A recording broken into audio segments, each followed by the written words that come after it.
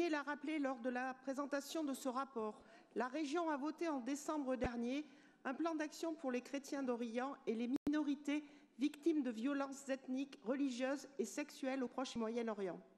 Ce plan vise à soutenir des actions portées par des ONG qui œuvrent sur le terrain pour la reconstruction, l'éducation, la santé, l'emploi et la préservation du patrimoine culturel, permettant ainsi aux populations persécutées et déplacées de revenir sur leur terre d'origine et reprendre progressivement une vie normale.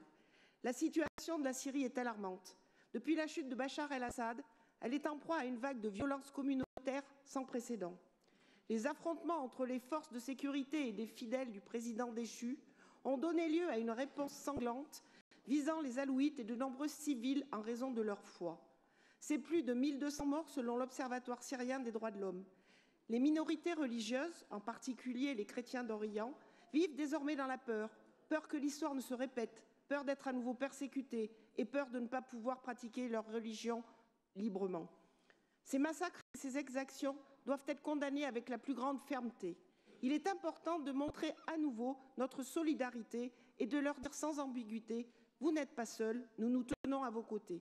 Aussi, la région Auvergne-Rhône-Alpes ne ferme pas les yeux et n'apporte pas uniquement un soutien moral, puisque nous débloquons avec ce rapport une enveloppe d'urgence de 50 000 €.